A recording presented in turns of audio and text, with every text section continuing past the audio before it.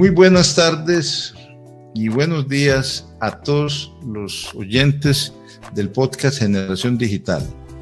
En esta nueva emisión tenemos un invitado muy especial, el ingeniero Andrés Gómez Ramírez, quien es un ingeniero de sistemas egresado de la Universidad de Antioquia, pero después de graduarse, pues ha tenido un amplio recorrido en temas de ciberseguridad. Trabajó varios años en una empresa de la ciudad dedicada a estos temas. Después viajó a Alemania, donde hizo su doctorado precisamente en temas de ciberseguridad, y la tesis la desarrolló en un laboratorio dedicado al tema de física de partículas y aliado del CERN en Europa, un proyecto muy conocido pues, por todos los físicos especialmente. Después de eso también ha participado en otros proyectos, sí, como de código abierto, en proyectos, por ejemplo, como Tor, que es ampliamente conocido en estos temas de seguridad, y hoy trabaja en en Costa Rica.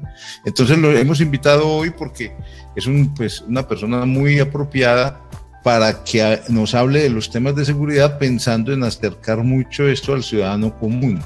También hoy en la emisión estamos acompañando a Andrés. Natalia Gaviria, profesora de la Facultad de Ingeniería. Bueno, ¿y quién les habla? Freddy Duitama, profesor de la Facultad de Ingeniería. Bueno, Andrés, queremos como iniciar la conversación y nos parece interesante como arrancar con un tema que de pronto es muy conocido para los expertos en seguridad, pero para el ciudadano de a pie no es tan conocido, es el concepto de ingeniería social. Quisiéramos que nos explicaras un poco en qué consiste la ingeniería social y bueno, y nosotros los ciudadanos de a pie que no sabemos nada de seguridad, ¿qué tenemos que ver con eso? Bueno, buenas tardes y primero que nada, muchas gracias por la invitación. Bueno, ingeniería social es básicamente como una rama del hacking, se podría decir, de la seguridad informática, que se dedica a tratar de como engañar a las personas para obtener un beneficio, y esto normalmente se hace ya no tanto como tradicionalmente se ve pues como en las películas a los hackers tratándose de meter a los sistemas y explotando vulnerabilidades, sino que es más como una persona llamando, haciéndose pasar por tu banco o haciéndose pasar por no sé, un hospital, haciéndote creer que estás como envuelto en cierta situación, buscando un beneficio que puede ser como robarte tus datos bancarios, o puede ser como ha pasado en Colombia, por ejemplo, que te llaman y dicen que es el CTI y que necesitas que les des dinero para ayudar a una persona. Entonces, digamos, ingeniería social es como un rango muy grande de temas de seguridad informática, en donde podríamos dar el ejemplo más concreto, con el que tal vez todo el mundo está familiarizado, es de las llamadas de estafa. Bueno, Natalia. Sí, yo tenía una preguntita para Andrés. Pues digamos que en la ingeniería social todos somos, digamos, potenciales objetivos de un ataque pues, de ingeniería social. Vos mismo nos has dicho, y creo que en Medellín en particular, infortunadamente, todos tenemos historias, si no personales, de segunda o tercera mano.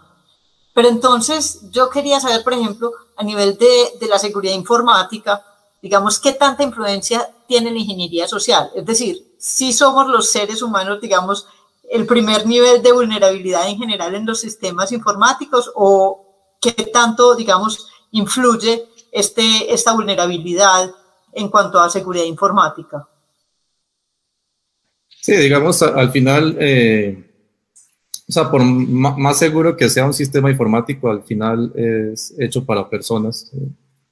Quienes manejan los sistemas informáticos son personas, quienes trabajan en las empresas son personas.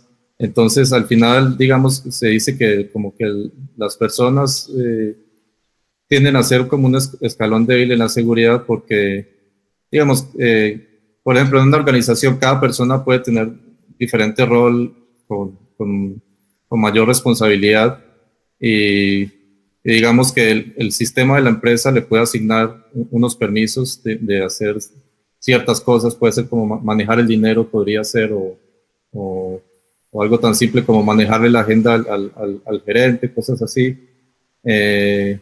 Y si alguien conoce que esa persona es la encargada de manejar esos asuntos, podría, por ejemplo, mandarle un correo diciéndole que es el gerente o no sé, qué es el banco y como tratar de engañar a esa persona y hacerla que ejecute una acción que podría ser o algo pues como en la vida real, como mandar un dinero, algo así, o incluso puede ser algo que no se dé cuenta que está haciendo, que es como simplemente descargar un archivo, como que alguien te dice, te estoy mandando unas fotos no sé, del último evento del fin de semana, y entonces la persona le da curiosidad y abre las fotos y ya con eso puede tener un virus o algo que se meta en la empresa y en la organización y dependiendo de esos permisos que tenga esa persona, pues puede ser más o menos peligroso. Pero sí, digamos, como lo hemos visto en el mundo real, o sea, incluso en Estados Unidos hace poquito pasó que por un ataque así parecido, como que metieron un virus como en una infraestructura de petróleo, que o sea, produjo daños grandísimos y pérdidas muy grandes de dinero. Entonces, y al final fue por una persona que no cuidó bien sus credenciales. Entonces, digamos, por más seguro y por más protegido que esté un sistema, digamos, por medio de ingeniería social y por medio del engaño de una persona, se podría saltar como un montón de esos sistemas de seguridad.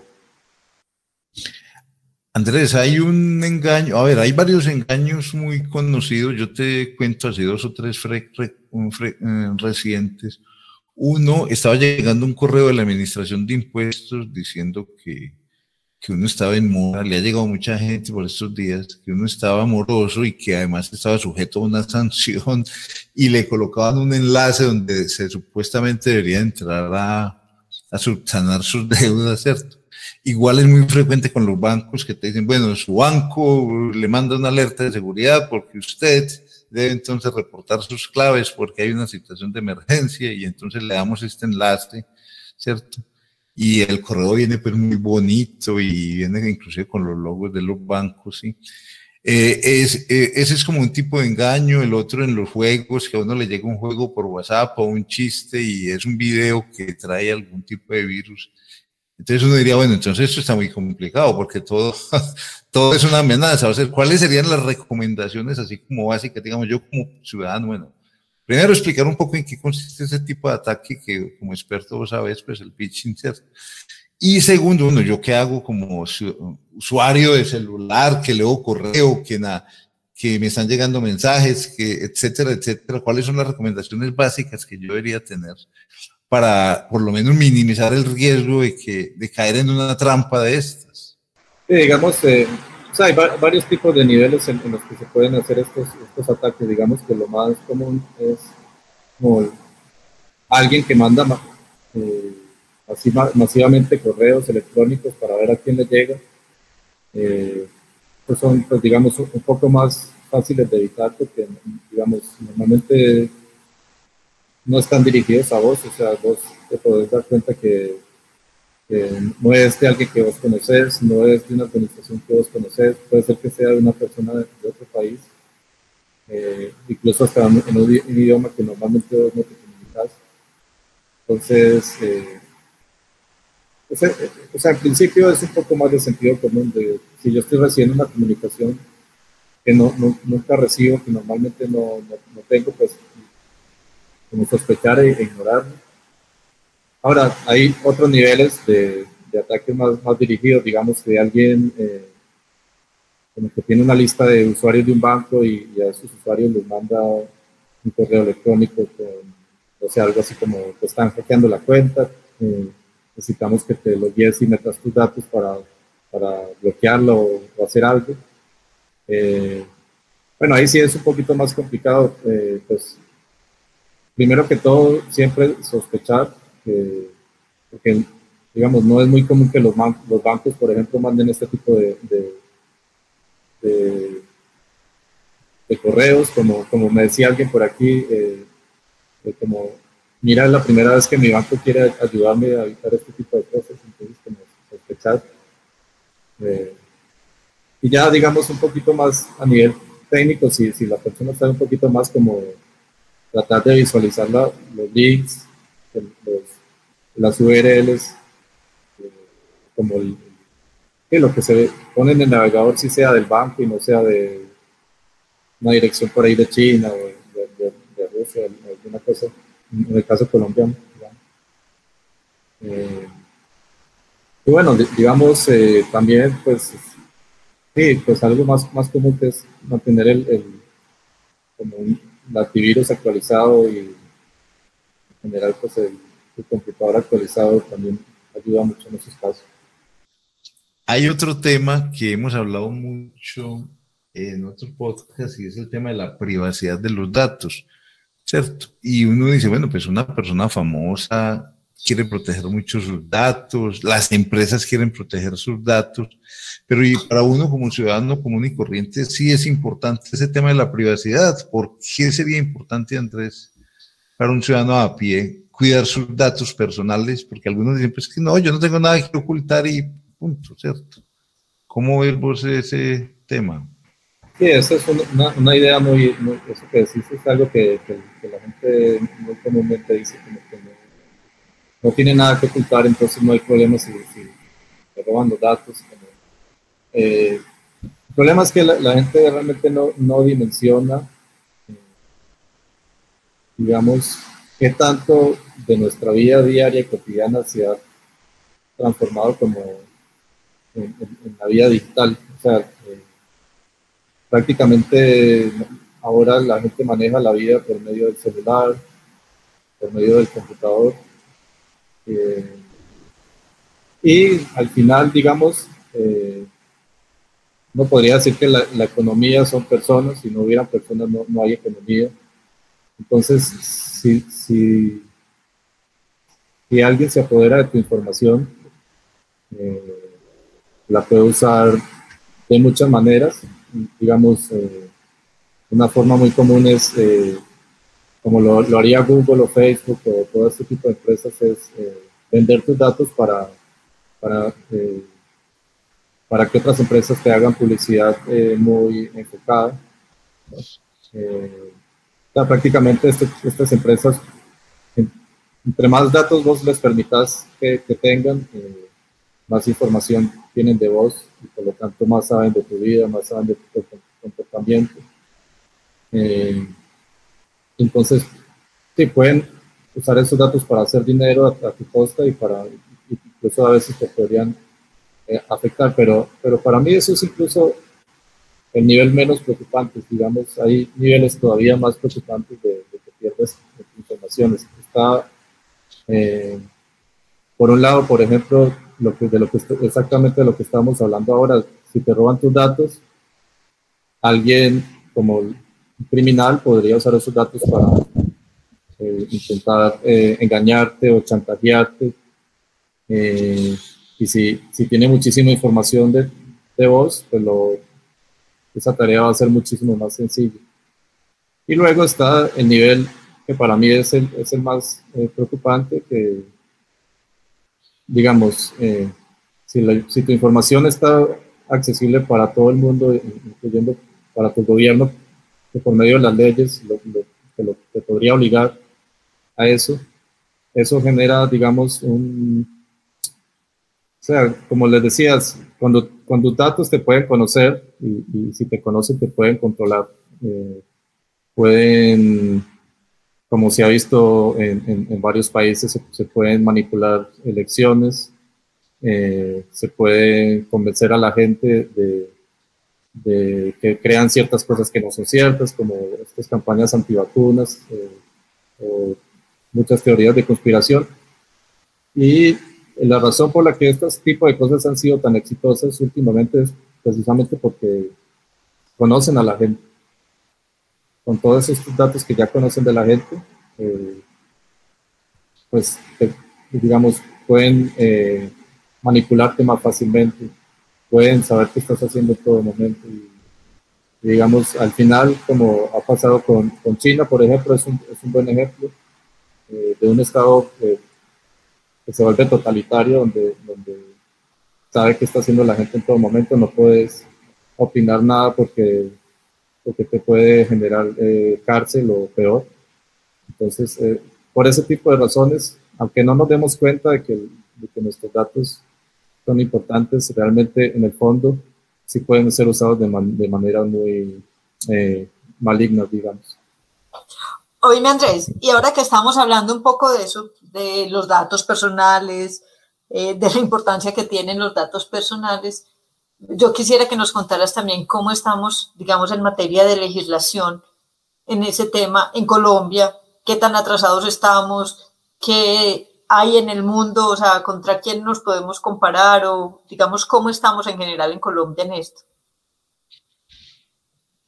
Bueno, digamos, a nivel mundial podríamos decir que, o sea, yendo como de lo mejor a lo peor, Europa con la legislación de GDPR o GDPR, que es como el marco general de privacidad que la Unión Europea está utilizando ahora, podríamos decir que es el mejor, porque básicamente le permite a las personas tener total control sobre sus datos privados. Si una empresa quiere usar mis datos o una organización quiere usar mis datos privados, tiene que preguntarme, tiene que decirme para qué los va a usar, tiene que darme la posibilidad de ver qué datos tiene de mí.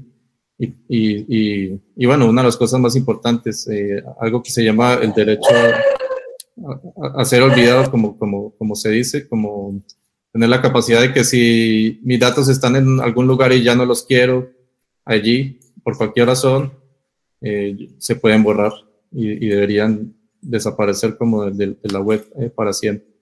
Entonces, esa es como la legislación más avanzada que hay en el mundo y bueno, afortunadamente pues muchos países están tratando de moverse hacia allá. Colombia, digamos que tiene una legislación, yo diría, buena, no tan avanzada como en la Unión Europea, pero digamos hay cierta protección de los datos, digamos como que te tienen que informar para qué están usando tus datos. También puedes pedir que te den información sobre qué datos tienen de vos. Ya la parte de borrar los datos, creo que hasta donde entiendo no está en la legislación y más bien hay como un requerimiento del gobierno de mantener los datos de las personas un número de años, pero no recuerdo exactamente en este momento cuántos son. Y bueno, ya digamos a legislaciones más malas, digamos, por ejemplo la de Estados Unidos es muy laxa con las empresas, prácticamente las empresas pueden hacer lo que quieran con los datos, excepto en dos casos muy específicos, que es con los datos financieros y médicos, que ahí hay una legislación muy fuerte. Pero en Estados Unidos se han visto casos recientes de empresas que tienen prácticamente la localización de cada persona en todo momento por medio de los celulares, de los GPS. De hecho, hay un caso famoso de algo que les jugó en contra al gobierno gringo de una aplicación de cervezas, que la gente va a los bares y anota como qué cerveza se ha tomado y coleccionan, pero resulta que esta aplicación la usaban muchos soldados estadounidenses en muchos países y esta información se fugó porque no estaba bien protegida y obviamente dio datos de inteligencia a otros países, digamos, enemigos de Estados Unidos. Una cuestión muy delicada, ¿verdad? Digamos, Estados Unidos yo diría que está como en un nivel más bajo y bueno, yo digamos porque China es el ejemplo de realmente una legislación bastante mala en donde como que no, tus datos no son privados y el gobierno puede acceder a toda tu información en todo momento y saber qué estás posteando. Entonces, yo diría que ese es como el nivel más bajo de legislación de privacidad. Andrés, yo tenía otra preguntita, y es básicamente en relación con el mito o no de la seguridad de las transacciones bancarias por Internet. Hay muchas personas, no sé, ni siquiera de una generación mayor, sino incluso en diferentes generaciones, hay muchas personas que son muy reacias a hacer ese tipo de transacciones por temor precisamente a la seguridad. ¿Vos qué les dirías a esas personas o cómo, digamos, tratar de enfrentar ese mito de la seguridad de las transacciones bancarias por Internet? Bueno, buenísima pregunta. Sí, la verdad es que mucha gente, mayor o no, pues tiene ese temor de enfrentarse pues a estas nuevas tecnologías por miedo. Y bueno, en el caso de los bancos, eso es un tema todavía no resuelto, digamos. Por un lado, la seguridad de los bancos pues depende mucho de cuánto quieran invertir en seguridad y qué tan confiables puedan ser sus sistemas a ataques. Hay que decirlo, ningún sistema es infalible y puede pasar, pero también está como el otro lado de la balanza, que es la parte de legislación, que hay países que tienen una legislación muy buena en ese sentido de las estafas bancarias, otros no tanto. O sea, yo puedo decir, por ejemplo, de mi experiencia en Alemania, yo creo que la gente puede confiar mucho en esas cosas, en los bancos, en el sentido de que si algo te pasa, si te roban tu dinero, te tienen que responder. No hay quite, o sea, no se pueden hacer los tontos con eso. Por otro lado, digamos, en Costa Rica, donde estoy ahora, también de primera mano conozco un caso en donde el banco como que se hacían los tontos y trataban de echarle la culpa al usuario y decían no podemos hacer nada, pero después esta persona fue a la policía y ya la policía obligó al banco. Entonces ahí sí es un poquito más complicado, pero yo digo, hay una combinación ahí de que los bancos se tienen que esforzar por tener una buena seguridad y la legislación los tiene que obligar a responder. Entonces ahí, si se cumplen las dos de buena manera, yo creo que sí, la gente puede estar tranquila de empezar a usar este tipo de sistemas. Yo quisiera complementar lo que Andrés dice con un dato bien importante que yo creo que es de interés para nuestros oyentes. En Colombia, la ley 1273 del 2009 ya definió todos los tipos de delitos informáticos que hay y los incluyó como delitos dentro del Código Penal colombiano, ¿cierto? Y existe una profesión como la del informático forense que se encarga de investigar todos los delitos informáticos que hay, que eso pues en alguna medida, aun con todas las deficiencias que tiene nuestra justicia, pues en alguna medida por lo menos abre el camino a que si se comete un delito, hay herramientas legales para manejar esas situaciones, para investigar y de hecho ya hay personas en la cárcel. Aquí hay casos conocidos en el país, muy conocidos, de personas que están en la cárcel. El hacker de las elecciones pasadas que estuvo en la cárcel, ¿cierto?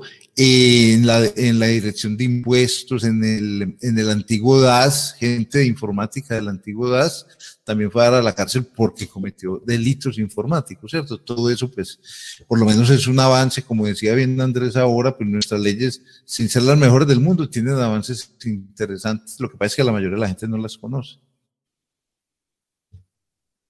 Sí, así es. Y bueno, pues también, digamos, tan importantes son las leyes como los organismos que las hacen cumplir, ¿verdad? Entonces, que también es como importante avanzar en eso y ya como sabemos en Colombia hay bastante, o sea, incumplimiento de las leyes, pero por lo menos sí es importante que estén y pues obviamente si las personas la conocen, es más fácil que accedan a las leyes o a la justicia que si no las conocen. Entonces me parece muy bien. Perfecto, Andrés. Muchas gracias por todas las experiencias y conocimiento que has compartido con nuestros oyentes y con nosotros. Este tema, reiterando pues como el propósito que teníamos o que tenemos al hablar de esta temática, es primero que todo como que cada uno de nosotros como usuarios de las redes sociales o usuarios de tecnología sepamos primero que la seguridad es un tema que en todo lo cotidiano está presente y que nosotros podemos tomar precauciones mínimas, por lo menos para mermar el riesgo de que suframos algún evento de seguridad. Y en ese caso, como lo decía Andrés, es sobre todo sospechar de todo correo, de todo mensaje que nos llegue, que no sea usual, que no sea de un origen claramente identificado. Y en todos los casos, lo mejor es tomar precauciones antes de entrar a abrir un correo o interactuar con un video que me llegó, un mensaje que me llegó dándome una advertencia que por lo general es inusual, que nos toma por sorpresa, pero que no pensamos inicialmente que tenga doble intención y resulta que en el mundo de hoy puede tener doble intención. Esto no sé si Andrés quiere comentarnos algo más como para cerrar ya la emisión alrededor del tema de seguridad. Bueno, no, sí, como decías, pues lo importante es tener como tanto cuidado cuando se navega como se tiene como en la vida cotidiana. Es, digamos, algo de sentido como si estás en la calle y se te acerca algún desconocido a ofrecerte algo, a decirte que ganaste un concurso, pues la mayoría de las personas se alejarían asustadas, ¿verdad? O dirían, no me moleste. O sea, como usar ese mismo tipo de lógica en la web y simplemente de sentido común. Excelente, bueno, muchas gracias pues de nuevo Andrés. Y con esto despedimos esta emisión de Generación Digital e invitamos a nuestros oyentes a las próximas emisiones.